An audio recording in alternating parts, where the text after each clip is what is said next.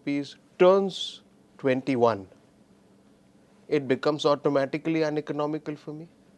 That is your predefined stop loss. That is one.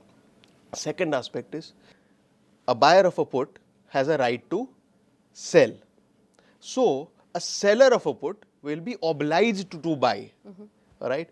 So now when I'm selling a 600 put, I know that the stock is not going to go below 600. So in case if it goes below 600, all right, I should be willing to buy it at 600. If I have that capital and if I have that intent, go ahead and sell. Keep no stop loss. Don't worry about anything. All right, let's take a few more questions from our audience. Who has a question here? Good evening. My question to you is, where can I trade for future and for option contract? Should be using a bottle. Do you want to answer that? Oh, see, actually these are the contracts through exchange, and you have a buyer, you have a seller, and all trades are done through exchange. So that means you have to go through a broker, a registered broker who is registered with an exchange.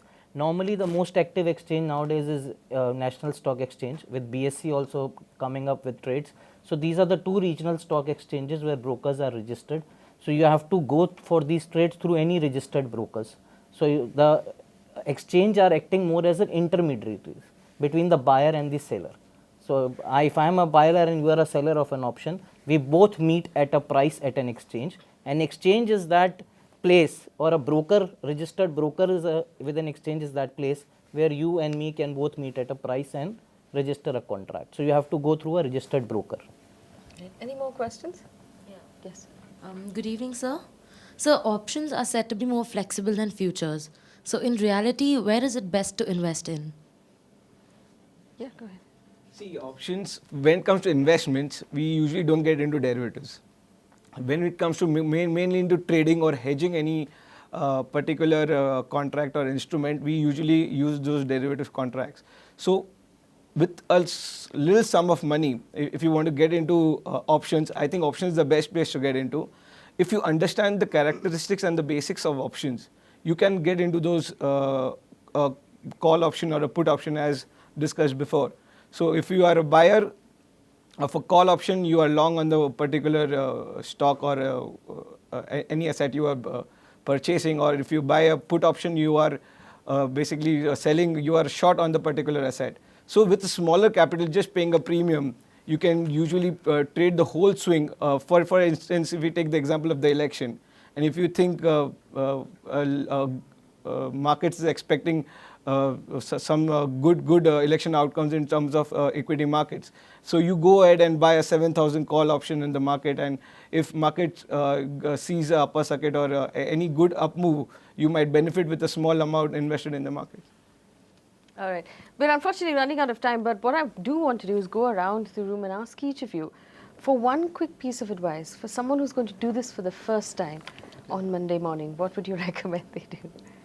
Go all the way, Taste it. It's beautiful. Right. Okay. Don't be afraid of losing money. There are enough pieces of advices that we've given. Just jot it down on a piece of paper. It's first time swimming, Don't be afraid of drowning. Otherwise, you'll not learn how to swim.